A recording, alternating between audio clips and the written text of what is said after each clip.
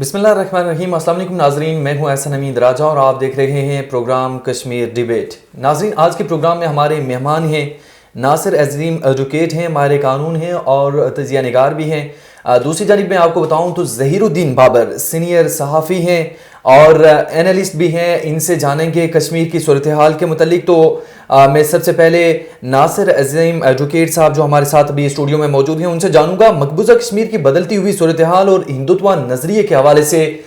ناصر صاحب، آپ کیا کہیں گے کہ ابھی جو وہاں پہ سچویشن پریویل کر رہی ہے، اس حوالے سے آپ کا کیا موقف ہے؟ راج صاحب، آپ کا بہت شکریہ، A1 ٹی وی کا، آپ کی ٹیم کا، اور ظہیر بابر صاحب کو بھی سلام جو کہ ہمارے ساتھ لائن پہ موجود ہیں۔ اس حوالے سے یہ کہنا چاہوں گا کہ راج صاحب آپ دیکھیں کہ بدقسمتی کے جو پچھلے 4 سالہ حکومت پاکستان تحریک انصاف کی رہی، اور آپ کو یاد ہوگا کہ تحریک انصاف کی گورنمنٹ کا مقبوضہ کشمیر کے حوالے سے جو سٹانس رہا، اور اس کے بعد جو ابھی PDM کی گورنمنٹ ہے اس حوالے سے بھی جو سٹانس آپ کو نظر آتا ہے، بیسیکلی آواز یہاں سے جانی چاہیے، آواز جائے گی، اقوام متحدہ تک آواز جائے گی تو مقبوضہ کشمیر میں بھی جو حالات اس وقت سچویشن بنی ہوئی ہے وہ کافی اس میں پھر فرق نظر آتا ہے۔ اور آپ کو یاد ہوگا کہ قانونی حوالے سے بھی وہاں پہ تبدیلیاں آئی تھیں، اور پاکستان تحریک انصاف کی گورنمنٹ نے جو اس وقت اسٹریٹجی اپنائی تھی وہ افسوسناک تھی۔ میں سمجھتا ہوں کہ ہمیں ہر وقت، ہمہ وقت اور ہر لمحہ ہمیں مقبوضہ کشمیر کی بات کرنی چاہیے اور اسی اسٹریٹجی کے ساتھ چلنا چاہیے جو کہ پہلے تھا، اور ہم یہ کشمیر کی آزادی اور ٹیبل ٹاک کو ہر وقت بڑھاتے رہیں تاکہ ان کو ریلیف مل سکے اور جلد سے جلد وہ اپنے مقاصد حاصل کر سکے۔ ناظرین، آپ کو بتائیں کہ ظہیر الدین بابر سینئر صحافی ہیں اور اس حوالے سے بڑے ایکٹیو رول دے رہے ہیں۔ ان سے جانیں گے کہ مقبوضہ کشمیر کی جو صورتحال ہے اور ساتھ RSS کا جو نظریہ ہے اور مودی کی جو وہاں پہ مہم ہے، اس حوالے سے آپ کیا کہیں گے کہ بدلتی صورتحال ہے، دن بدن وہاں پہ مشکلات بڑھ رہی ہیں اور انسانی حقوق کی سنگین خلاف ورزیاں ہو رہی ہیں، آپ کیا کہیں گے سر؟ بہت شکریہ صاحب۔ گزارش یہ ہے کہ جو اس وقت دنیا کی جو عمومی صورتحال ہے، بالکل جسے ہم عالمی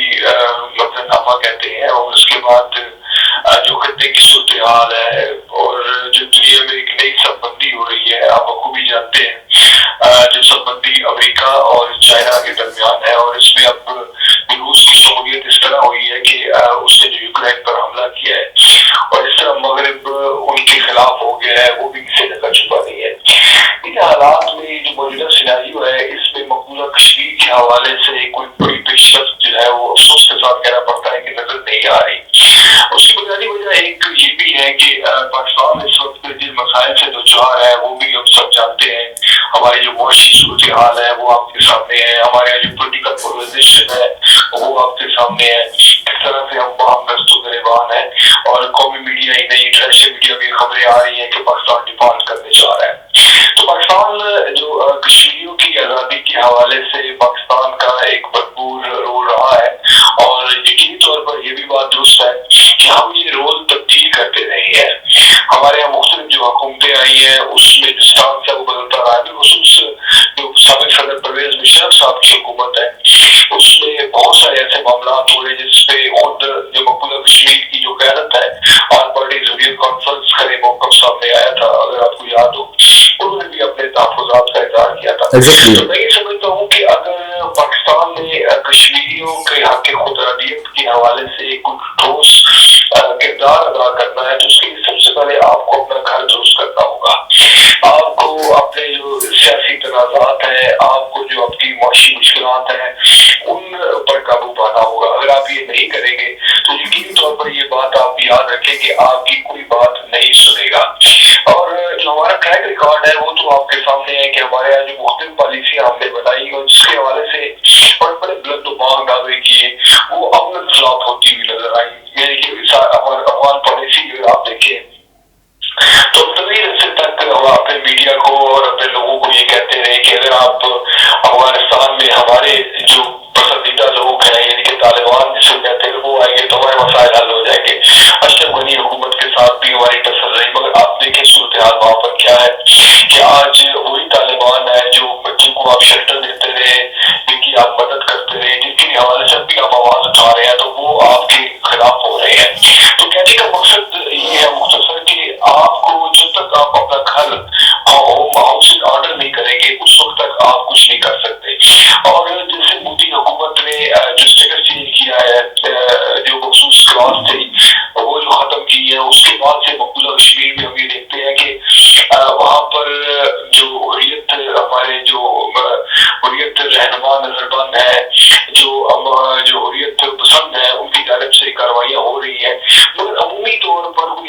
صورتحال ہمیں نظر نہیں آتی جس میں ہم یہ کہیں کہ مقبوضہ کشمیر کے حوالے سے کوئی بہت زیادہ بین الاقوامی میڈیا میں ان کی کوریج ہو رہی ہے کہ بے چینی ہے یا اضطراب ہے. تو یہ تمام جو منظرنامہ ہے یہ اصل میں ہمیں مقبوضہ کشمیر کی جو صورتحال ہے اس اکثر نو جو ہماری پالیسی ہے اس کو ترتیب دینے کی دعوت دیتا ہے. ظہیر بھائی، بالکل ٹھیک ہے، اس میں کوئی ظہیر بھائی کہ دنیا جو عالمی جو اصل ممالک ہیں ان کے جو مفادات ہیں وہ بھارت سے وابستہ. سر میں اس حوالے سے جاننا چاہوں گا کہ چائنا ابھی جو رول دے رہا ہے اور خاص کر کے سعودی عرب کا وزٹ جو کیا ہے چینی صدر نے، اس حوالے سے کیا سمجھتے ہیں کہ او آئی سی کوئی رول دے سکے گی اس کشمیر کا جو ریزولوشن ہے یا سولوشن کی طرف کوئی جا سکیں گے ہم یا نہیں؟ جی مجھے بدقسمتی کے ساتھ لگتا ہے کہ کچھ نہیں ہوگا. دیکھیں جب چین ہماری کشمیر کے حوالے سے ہماری مدد کرتا ہے تو آپ بھی جانتے ہیں کہ چین اور بھارت کے درمیان مخاصمت ہے، سیاسی مخاصمت ہے. کچھ سال میں سرحدوں پر جھڑپیں بھی ہو گئی ہیں، دونوں طرف سے لوگوں کی کیجویلٹی کی خبر ہے اور سرحدی تنازعات چل رہے ہیں. پھر چین اور بھارت کا معاملہ یہ ہے کہ امریکہ نے اپنا پورا وزن جو ہے وہ چین کے پلے وہ بھارت کے پلے میں ڈال رکھا ہے اور امریکہ یہ سمجھتا ہے کہ اگر اس خطے میں جنوبی ایشیا میں اگر کوئی جو ملک کاؤنٹر کر سکتا ہے چین کو تو وہ بھارت ہے. لہٰذا جو مخاصمت ہے چین کی اور بھارت کی وہ سمجھ میں آنے والی بات ہے. جہاں تک مقبوضہ کشمیر کی صورتحال ہے چین یقینی طور پر پاکستان کے موقف کی تائید کرتا ہے اور اس کی وجوہات بھی ہم یہ سمجھتے ہیں کہ یہی ہے کہ جو بھارت کے ساتھ اس کے تنازعات ہے. مگر جو سیاست ہے اس میں آپ کو پتا ہے کہ بڑی ڈرامائی تبدیلیاں بھی ہو سکتی ہے. یعنی یہ مفادات کا کھیل ہے. اگر آپ یہ فرض کریں یہ پرزیوم کر لیں کہ کل چین اور بھارت کے درمیان جو تنازعات ہیں وہ رہتے بھی ہیں اور دو طرفہ تعاون تجارت بڑھتی ہے. یہ بھی آپ جانتے ہیں کہ چین اور بھارت کے درمیان جو تجارتی حجم ہے وہ بڑا تیزی کے ساتھ بڑھ رہا ہے. دیکھیں ملکوں کے درمیان یہی ان کی جو سیاسی پختگی ہوتی ہے، یہی ان کی جو معاشی ترجیحات کا تعین کرتے ہیں کہ وہ اختلافات اپنے رکھتے ہیں مگر ساتھ ساتھ جو معاشی جو تعاون ہے ان کو بھی بڑھاتے ہیں. یہی معاملہ آپ دیکھ سکتے ہیں امریکہ اور چین کے ساتھ بھی ہے. امریکہ اور چین کے درمیان آپ کو مخاصمت بھی نظر آتی ہے، وہ دوسرے کے خلاف بیان بھی دیتے ہیں مگر تجارتی حجم جو ہے دونوں کا بڑھ رہا ہے. تو میرے خیال میں یہ جو دو ملک کی میں نے مثال دی ہے چین اور بھارت اور چین اور امریکہ، اور جس طرح سے یہ بڑھ رہے ہیں پاکستان کو بھی اس حوالے سے نظر ثانی کرنی ہوگی. جو روایتی ہماری پالیسی ہے اس حوالے سے ہمیں نظر ثانی کرنی ہوگی تاکہ ہم آگے بڑھ سکیں. اگر ہم بار بار تنازعات کرتے رہیں گے، ابھی آپ نے وہ اسی کا ذکر کیا، آپ جانتے ہیں کہ سعودی عرب اور بھارت کے کس طرح کے تعلقات ہیں. Exactly. صاحب کو مشرق وسطیٰ کے ممالک نے ہی ایک بہت بڑے اعزازات سے نوازا تھا اور یہ بھی خبریں سامنے آئی. اس کے علاوہ یوجوئی میں وہاں پر مندر بن رہے ہیں اور وہاں پر جو ہے وہ ہندوؤں کو فیسیلیٹیٹ کیا جا رہا ہے. جو مذہب کی جو تعبیر جو ہم کہتے تھے کہ دنیا بھر کے جو مسلمان ہیں وہ بھائی بھائی ہیں اور سعودی عرب ہمارا بھائی ہے، یو اے ای ہمارا بھائی ہے، تو یہ باتیں ٹھیک ہے خوشنما ہے، ان میں کسی نہ کسی حد تک صداقت بھی ہو سکتی ہے مگر یہ مکمل طور پر سچ نہیں ہے. مفادات کا یہ کھیل ہے، سیاست مفادات کا کھیل ہے اور سیاست پہ معیشت اس وقت عصر حاضر میں ڈومینیٹ کر رہی ہے. بالکل ایگزیکٹلی جو ہے وہ یو اے ای کے سعودی عرب کے دیگر ملکوں کے قریب ہے اور ان کی جانب سے بھارت کو اس کی جو موقف ہے اس کی ترجمانی کی جاتی ہے، اس پر بھارت پر دباؤ نہیں ڈالا جاتا. کہنے کو ہم یہ کہتے ہیں، ہم بار بار ان سے سعودی عرب سے بھی کہتے ہیں، یو اے ای سے بھی کہتے ہیں، اور ایسا نہیں ہو سکا کہ ہمارے مسئلہ کشمیر کی وجہ سے دونوں جو مسلم ممالک ہیں انہوں نے بھارت کے ساتھ اپنا جو تعلق ہے وہ ختم کر دیا ہے. تو لہٰذا ہمیں جو ہے وہ افسانوی باتیں جو میرا وہ نقطۂ نظر ہے اور جو خوابوں کی باتوں سے زمینی حقائق کی طرف آنا ہوگا. ہمیں سمجھنا ہوگا کہ جو مسئلہ کشمیر ہے وہ یقیناً ایک جدوجہد ہے اور 70 سال سے کشمیری جو ہے وہ اپنی جانوں کی قربانیاں دے رہے ہیں. وہاں پر بھارت قابض ہے، انہوں نے سرنڈر کرنے سے انکار کر دیا. ٹھیک سر، اس میں دو رائے نہیں ہے کہ کشمیریوں کا جو جذبہ حریت ہے وہ بدستور قائم و دائم ہے. ایگزیکٹلی یہ منزل کی حصول تک کس حد تک یہ کارآمد ثابت ہوتا ہے یہ ایک بڑا سوال ہے. سر میں واپس آپ کی طرف آتا ہوں. ناصر عظیم ایجوکیٹ ماہر قانون ہیں آپ سے اس حوالے سے جانوں گا کہ انٹرنیشنل ہیومن رائٹس کا آج دن منایا جا رہا ہے اور جو مقبوضہ کشمیر کی سچویشن ہے وہ آپ کے سامنے ہے کہ انسانی حقوق کی کیسے وہاں پہ خلاف ورزیاں کی جا رہی ہیں. اس حوالے سے ایز اے ماہر قانون آپ کا کیا موقف ہے؟ احسن صاحب دیکھیں، انٹرنیشنل آپ نے دن کے حوالے کا ذکر کیا اور خاص طور پہ مقبوضہ کشمیر کا ذکر کیا.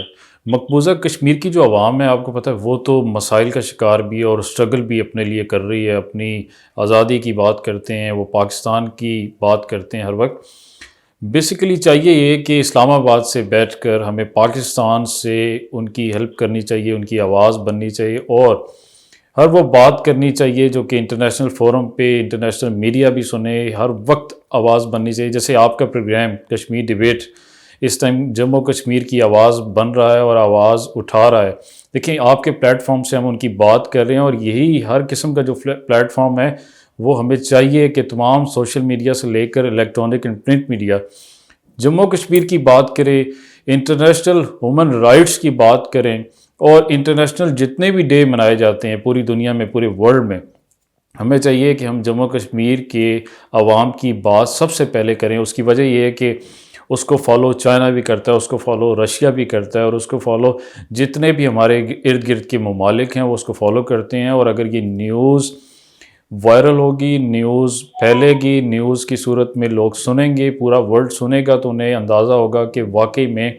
پل پل کے کیا حالات ہیں، اس وقت سچویشن کیا ہے اور اس وقت سچویشن کتنی گمبھیر ہے اور اس وقت جموں کشمیر کی عوام کیا کیا فیس کر رہی ہے۔ لیکن اس وقت ہم یہاں پر جو بیٹھے ہوئے ہیں فری بیٹھے ہیں اور فری بیٹھنے سے ہم یہ ہیلپ کر سکتے ہیں کہ ہم ان کی آواز بن سکتے ہیں۔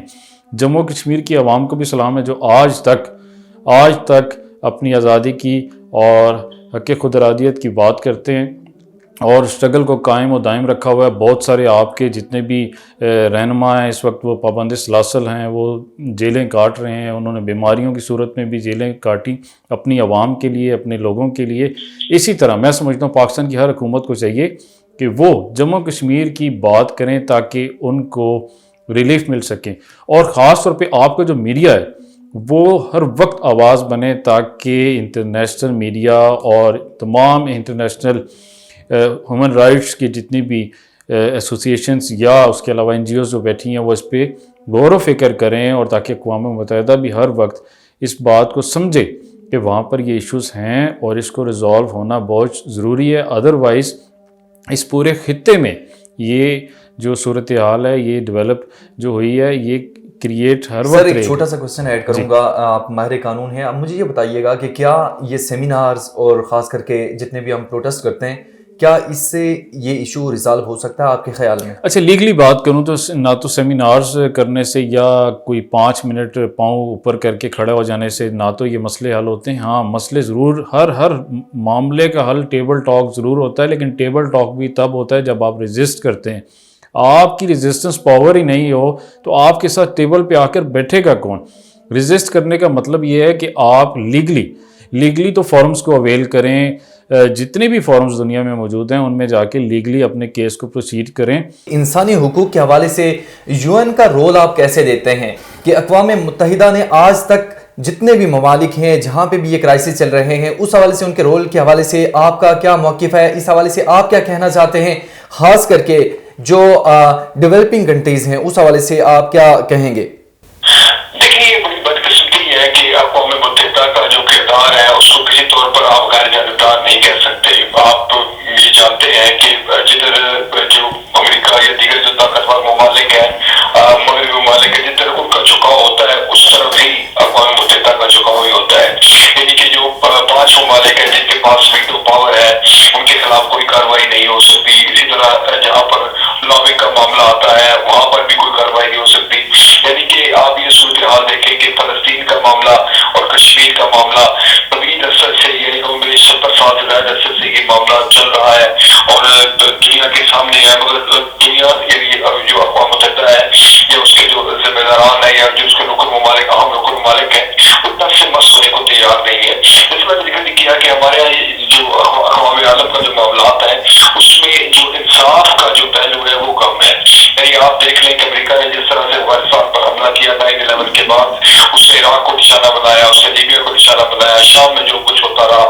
تو یہ بالکل آپ کے سامنے کوئی ڈھکی چھپی بات نہیں ہے۔ اس طرح یوکرین کا معاملہ آپ دیکھ لیں کہ یوکرین میں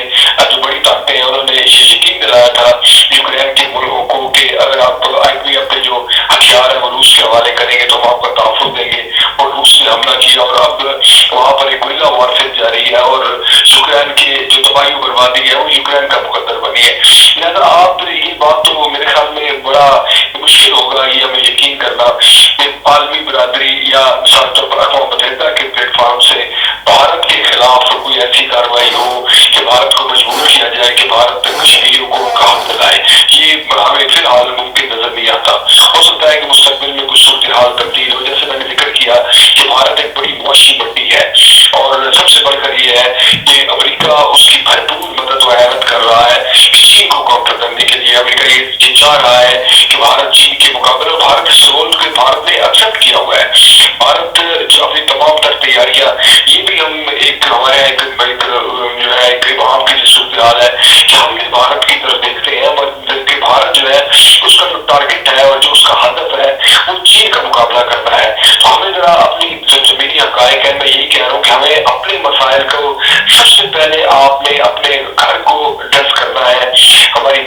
صورتحال دیکھ رہے ہیں, ہماری جو آپ سیاسی صورتحال دیکھ رہے ہیں, ہمارے اس وقت جو معیشت کی صورتحال ہے وہ آپ کے سامنے ہے, ہمارے اداروں کے درمیان میں ایک دوسرے کی کسی کیفیت ہے. ایک غرض کے ہمارے بہت سارے مسائل ہیں, ہم سے اپنا گھر سیٹل نہیں ہو رہا. ایک معذرت کے ساتھ ایک شاید سخت بات ہوگی, ہم اپنے گھر پر مسائل پر قابو نہیں پا سکتے. ہم نے کشمیریوں کے مسائل کو کیا حل کرنا ہے؟ آپ میڈیا کے حوالے سے وارفیئر کی بات کر رہے ہیں. دنیا کا جو میڈیا ہے وہ کنٹرولڈ ہے, عالمی طاقتوں کے زیر اثر ہے. CNN, BBC آپ دیکھ لیں, مطلب جو بڑے میڈیا گروپس ہیں میں دیکھ لیں, کہاں آپ کو کشمیر کے حوالے سے کوریج نظر آتی ہے. سر یہ تو جیسے میں نے آپ سے ذکر کیا کہ بھارت کے انٹرسٹ جو ہے اسی میں ہے کہ مسئلہ کشمیر کو نظر انداز کیا جائے. ابھی امریکہ نے حال ہی میں امریکہ کے جو سفیر ہے پاکستان میں, انہوں نے جو بات کی تھی کہ وہ جب آزاد کشمیر کے تو انہوں نے ٹویٹ کیا تو انہوں نے لفظ آزاد کشمیر استعمال کیا تھا کہ میں آزاد کشمیر کے دورے پر گیا ہوں. تو بعد ازاں جو معلوم ہوا وہ یہ کہ یہ کوشش پریشر بلڈ اپ کیا جا رہا ہے بھارت پر. امریکہ پریشر بلڈ اپ کر رہا ہے, جو دیگر ممالک ہیں مغرب کے, جرمنی اور فرانس اور برطانیہ, کہ آپ جو واضح اور کلیئر کٹ پالیسی اختیار کریں اس حوالے سے کہ آپ جو یوکرین اور رشیا کی جو جنگ ہے اس میں آپ ہمارا یہ یوکرین کا ساتھ دیں گے, مغرب کا ساتھ دیں گے. جب بھارت نے اس حوالے سے پسوبئی سے کام لیا اور کلیئر پالیسی اختیار نہیں کی تو یہ امریکہ نے اور جو مغربی ملکوں نے سبق سکھانے کے لیے عارضی طور پر جو ہے پاکستان کی جو حمایت کی, آزاد کشمیر کا جو نیریٹو ہے وہ استعمال کیا. تو میں یہ گزارش آپ سے کر رہا ہوں کہ مغرب اس طرح نہیں کر رہا. مغرب کے انٹرسٹ ہے, اور جب تک بھارت کے ساتھ مغرب کے انٹرسٹ ہے, مسئلہ کشمیر کے حل کے حوالے سے کسی ڈرامائی تبدیلی کی توقع میرے خیال میں رکھنا جو ہے وہ مشکل ہے. صحیح. ناصر عظیم ایڈوکیٹ ماہر قانون بھی ہیں آپ سے یہی جو ظہیر الدین بابر صاحب کہہ رہے ہیں تمام تر معاشی صورتحال کے حوالے سے, ابھی جو عمران خان ایک نیریٹو لے کر چل رہے ہیں, کیا سمجھتے ہیں کہ تمام مسائل اس سے حل ہو جائیں گے؟ کیا جو پاکستان کے ابھی موجودہ مسائل ہیں اور ایک عام آدمی کے لیے مشکلات ہیں, اس تناظر میں آپ اسے کیسے دیکھتے ہیں؟ احسن صاحب, جو خان صاحب کا نیریٹو ہے, آپ شاید امریکہ خلاف بیانیے کی بات کریں یا جو سائفر والے بات کر رہے ہیں, اس پہ اگر آپ کشمیر کو معاملے کو جوڑیں, جموں کشمیر کے معاملے کو, تو دیکھیں جو خان صاحب کا بیانیہ سائفر والا تھا وہ بھی آپ کو پتہ ہے کہ وہ معاملہ یو ٹرن کی صورت کی نظر ہو گیا, اور خان صاحب نے امریکہ کے خلاف بیانات دیتے دیتے اب امریکہ کے خلاف تو بیان اب نہیں آتا, نہ ہی وہ بات اس کو کلیم کرتے ہیں. اور جہاں تک بات جموں کشمیر کی کر رہے ہیں آپ, یا اس کو اس معاملے میں کیسے دیکھتے ہیں, دیکھیں خان صاحب کی حکومت میں آپ کو یاد ہوگا کہ خان صاحب نے جب جموں کشمیر میں قانونی شکل چینج ہوئی تھی, آپ کو یاد ہوگا, تو خان صاحب نے پروٹیسٹ کی صورت میں ایک دن متعین کیا تھا, اور اس میں بھی چند سیکنڈز یا چند منٹس کا کہا تھا کہ ہم ٹریفک رک جائے گی اور ایک پاؤں پہ یا اس طرح کھڑے ہو جائیں گے. تو کہنے کا مقصد ہے کہ خان صاحب نے بھی اس طرح کوئی اسٹانس نہیں لیا پراپر کوئی. دیکھیں آپ ان کے ایک منسٹر تھے علی امین گنڈا پور صاحب, وہ آپ کے افیئرس کو سارا کچھ دیکھ رہے تھے. کہنے کا یہ مقصد ہے نہ تو ان کے بس کی بات تھی اور نہ ہی خان صاحب کے بیانیے کی بس کی بات ہے کہ وہ جموں کشمیر کو بھی ریلیف دلوا سکیں گے, اور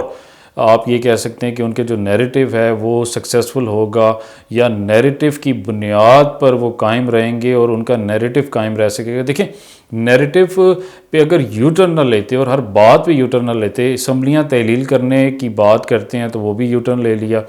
ہر اس بات سے خان صاحب جب ہٹ جاتے ہیں. میری آپ کے پلیٹ فارم سے, آپ کی اسکرین سے یہ ریکویسٹ ہے خان صاحب سے بھی کہ اگر خان صاحب یہ چاہتے ہیں کہ 2023 میں پاکستان میں ان کی گورنمنٹ بنے, تو خان صاحب کو چاہیے کہ اپنے منشور میں جموں کشمیر کی بھی بات واضح کریں کہ ان کی پالیسی آئندہ کیا ہوگی,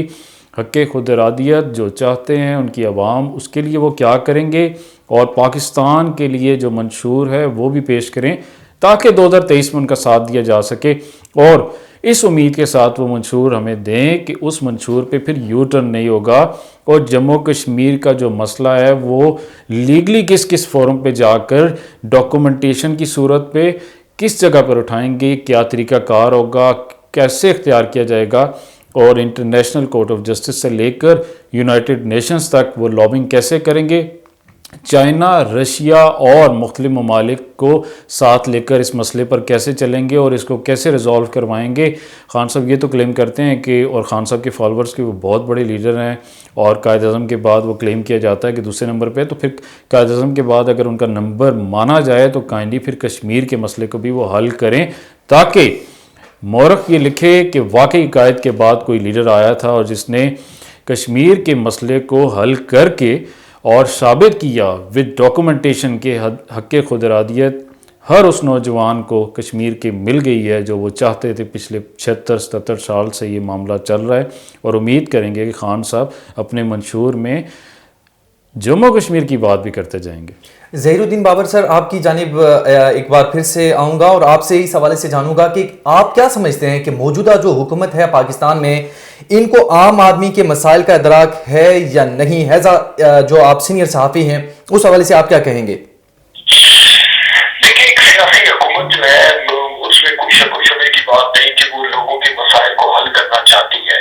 آپ ہم یہ بھی جانتے ہیں کہ کم و بیش 6-7 مہینے کے بعد الیکشن سر پر ہے اور الیکشن میں جانا ہے پی ڈی ایم نے، پی ڈی ایم کی سیاسی جماعتوں نے. تو کون سی سیاسی جماعت یہ چاہے نہیں چاہے گی کہ عوام میں اس کی مقبولیت جو ہے وہ برقرار رہے یا اس کی مقبولیت میں اضافہ ہو. مگر معاملہ کچھ یوں ہے کہ جیسے میں نے ذکر کیا کہ ہماری جو معیشت ہے، ہمارے جو معاملات ہیں، ہم قرضوں میں ہماری جبری معیشت ہے، ٹیکس کے حوالے سے ہمارا کوئی خاص نیٹ ورک موجود نہیں ہے، ہمارے جو اشرافیہ ہے، جو طاقتور لوگ ہیں، ان سے بات پوچھ نہیں کی جاتی، کرپشن کا جو دور ہے وہ اسی طرح سے کرپشن بڑھ رہی ہے. یہ صورتحال آپ کو یاد ہوگا کہ عمران خان صاحب کی جو حکومت تھی اس وقت بھی یہی صورتحال کی پیٹرول پرائس 24 یا 25 روپے ایک دم خان صاحب نے بڑھا دیے تھے اور لوگوں کی بڑی تعداد عمران خان صاحب سے مایوس ہو گئی تھی. اور جب عمران خان صاحب کی حکومت جس طرح بھی گئی اور جب جو بھی پی ٹی آئی دعویٰ کرتی ہے یا نون لیگ دعویٰ کرتی ہے، دونوں کا متضاد دعویٰ کہتی ہے جی طریقے سے اعتماد کے ذریعے ہوئی، دوسرے کہتی ہے کہ سازش کے ذریعے جو ہے یہ معاملہ ہوا. جو بھی صورتحال ہوئی اس سے قبل عمران خان کی مقبولیت کا گراف ان کا تیزی کے ساتھ گرتا تھا. خان صاحب کے ساتھ تو یہ لگتا ہی ہوا ہے اور ظاہر یہ بات ہمیں جو معلوم ہوتی ہے کہ خان صاحب کی جو حکومت کا خاتمہ ہے یہ ان کے لیے ایک مورال بوسٹ اپ ہوا اور تیزی کے ساتھ ان کی مقبولیت بڑھی. اگر خان صاحب آپ کی تصور کریں یہی صورتحال ہوتی ہے، عمران خان صاحب کو پورے 5 سال کرنے دیے جاتے تو میں نہیں سمجھتا کہ خان صاحب دوبارہ جو سروائیو کر سکتے پاکستان تحریک انصاف. یہی معاملہ نواز شریف کے حوالے سے سیاست میں بیان سامنے آیا تھا اور مختلف کی لڑکیاں وہ یہی کہتے تھے کہ نواز شریف کا یہی پوائنٹ آف ویو تھا کہ اس وقت ہمیں حکومت میں نہیں جانا چاہیے اور اگر ہم جائیں گے تو یہ تمام جو ان کی ناکامی ہے تحریک انصاف کی ہمارے گلے پڑ جائے گی. مگر اس حوالے سے ایک متضاد آپ کے علم میں ہے کہ جس طرح سے انسٹیٹیوشنز میں مختلف نیریٹو بیان کیا جاتا ہے کہ 2 شخصیات کا معاملہ تھا اور یہ مطلب ان کو عمران خان صاحب کی حکومت کا خاتمہ کیا گیا، جو کچھ بھی تھا. اور کہنے کا مقصد یہ ہے کہ اگر خان صاحب کی حکومت اس وقت بھی ان کی بھی قائم ہوتی تو آپ یہ دیکھتے کہ مسائل اسی طرح رہتے یا اضافہ ہو جاتا یا 19-20 کا فرق ہوتا. تو میں یہ سمجھتا ہوں کہ معیشت ہماری مبتنی صورتحال پر ہے. ہمارے یہاں وہ انقلابی اقدامات تو انقلابی حکومتیں نہیں کر سکتی. جو موجودہ پی ڈی ایم کا جو اتحاد ہے وہ اسٹیٹس کو کی جو باتیں ہیں سے آپ بخوبی جانتے ہیں کہ یہ تو وہ لوگ ہیں جو کوئی انقلاب برپا نہیں کرتے. اس کے اپنے مفادات ہیں، ان کے اپنے سیاسی انٹرسٹ ہے اور یہ سب کاروباری لوگ ہیں. تو یہ کیسے نقصان اٹھائیں گے اور یہ کیسے یہ چاہیں گے کہ جو ان کے سیاسی ہے، انفرادی ہے، روحی مفادات ہے ان کا یہ خاتمہ کر دیں. تو یہ معاملات جو ہی چلتے رہیں گے اور اس میں عام آدمی کی توقع پوری نہیں ہوئی مگر کوئی ڈرامائی تبدیلی کی مجھے کوئی امید نظر نہیں آ رہی. ٹھیک ہو گیا سر. ناصر عظیم صاحب آپ سے آخری کوشچن پوچھوں گا. اس مہنگائی کے دور میں جو پی ٹی آئی کا بیانیہ ہے، کیا آپ سمجھتے ہیں کہ 2/3 اکثریت لے کر وہ حکومت بنا سکتے ہیں یا نہیں؟ اچھا احسن صاحب، بڑا خوبصورت سوال کہ 2/3 اکثریت تو خان صاحب کو اگر مل جاتی ہے تو خان صاحب کا یہ کلیم بھی ہے کہ مجھے 2/3 اکثریت اگر نہ دی گئی تو میں حکومت میں نہیں آؤں گا. اور خان صاحب نے ایک اور بات بھی کی بڑی امپورٹنٹ کہ مجھے پاورز نہ دی گئیں تو میں حکومت میں نہیں آؤں گا. خان صاحب سے پہلے تو یہ ریکویسٹ رکھی تو اٹس مین کہ خان صاحب کے پاس تو پنجاب میں بھی گورنمنٹ نہیں ہے. تو خان صاحب کو سب سے پہلے تو پنجاب کی گورنمنٹ سے کوئٹ کر جانا چاہیے تھا اسی دن جس دن خان صاحب کے پاس پاورز نظر نہیں آئیں. سیکنڈ یہ کہ خان صاحب اگر 2/3 اکثریت نہیں لیتے تو اپنے منشور میں وہ بات بھی کلیئر کریں کہ پھر وہ چاہتے کیا ہیں. اور اگر وہ جو کہہ رہے ہیں کہ میں حکومت میں نہیں آؤں گا تو پھر میں سمجھتا ہوں کہ اس بات سے انہیں یو ٹرن لے کر ایک مخلوط حکومت میں نہیں آنا چاہیے. اور جہاں تک آپ کا سوال ہے کہ کیا خان صاحب 2/3 اکثریت لے سکیں گے، بالکل لے سکتے ہیں. لیکن اگر ہر بات سے یو ٹرن لیتے رہے تو یقین مانیں ان کے جو ووٹرز ہیں وہ ان سے مایوس ہو کر ہٹتے جائیں گے اور ایک آپشن ہے کہ خان صاحب یہ 2 تائی اکثریت ایک اور وجہ سے بھی لے سکتے ہیں کہ اگر اپنے ورکرز کو ٹکٹس دے کر 272 سیٹوں پر الیکشن لڑا دیں اور الیکٹیبلز کو چھوڑ کر انویسٹرز کو چھوڑ کر خان صاحب ورکرز پہ توجہ دیں جو پرانے لائل لوگ ہیں تو یقیناً خان صاحب کی حکومت آ سکتی ہے. ایگزیکٹلی. ظہیر الدین بابر صاحب، ناصر عظیم ایڈوکیٹ صاحب، آپ ہمارے پروگرام کا حصہ بنے، آپ کا بہت بہت شکریہ. ناظرین، پروگرام آپ نے سنا، یقیناً پروگرام آپ کو پسند آیا ہوگا. اگلے پروگرام کے لیے اجازت دیجیے. اللہ نگہبان.